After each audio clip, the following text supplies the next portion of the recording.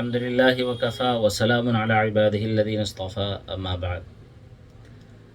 मुअज़्ज़ज़ नाज़रीन, सवाल ये है कि जो नमाज़ें तर्क हो जाती हैं, छूट जाती हैं, हमारे ज़िम्मे उनकी क़ज़ा बाक़ी रह जाती है, तो उनकी अदायगी का क्या तरीक़ा है?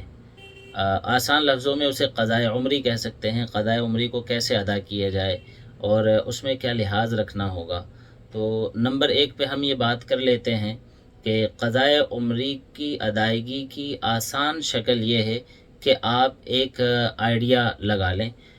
मतलब ये है कि आप डिसाइड कर लें 365 दिन एक साल या 360 दिन एक साल के जो भी बनते हैं कि हमारी गुज़श्ता ज़िंदगी में वो 1 साल की नमाज़ें, 2 साल की नमाज़ें, 3 साल की नमाज़ें, कितनी नमाज़ें हमारी ऐसी हैं कि जो क़ज़ा हो गई है और हमारे ज़िम्मे में ज़रूरी है कि हम उन्हें अदा करें।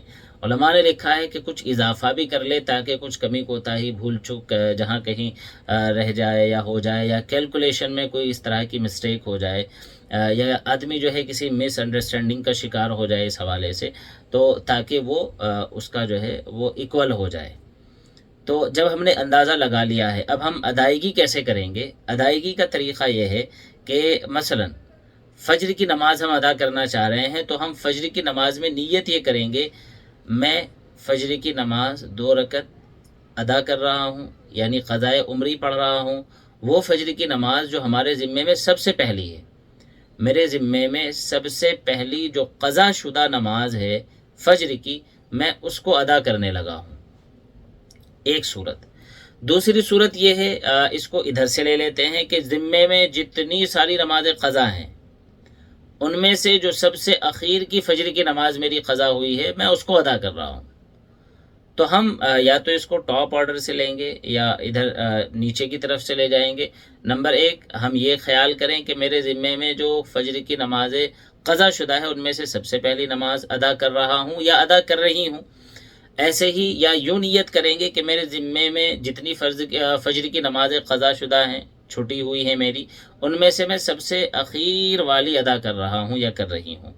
अब यहाँ थोड़ा सा समझने का सवाल ये आता है, समझने की बात ये है, और लोग पूछते हैं कि साहब जब हमने पहली नमाज के लिए ये कह दिया सबसे पहली, अब वो अदा हो गई, अब नेक्स्ट जो नमाज हम पढ़ने लगे हैं अगली नमाज में फिर क्या नियत करेंगे?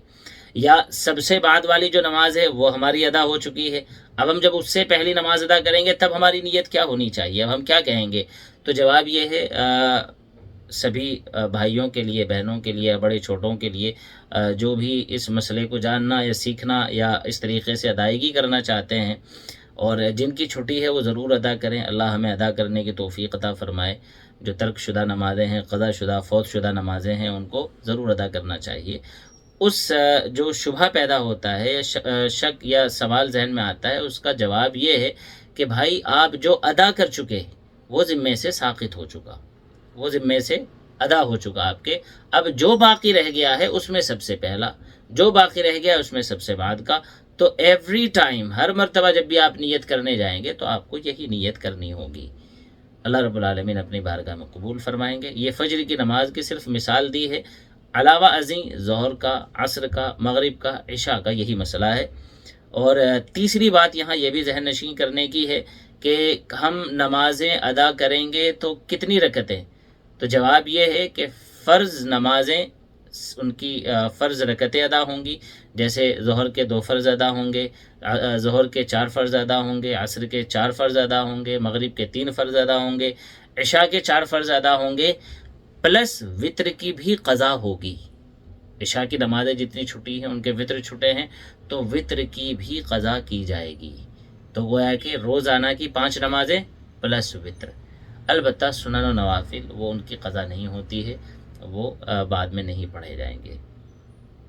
वल्लाहु ताला अलम बिस्सवाब। अस्सलामु अलैकुम व रहमतुल्लाहि व बरकातुहू।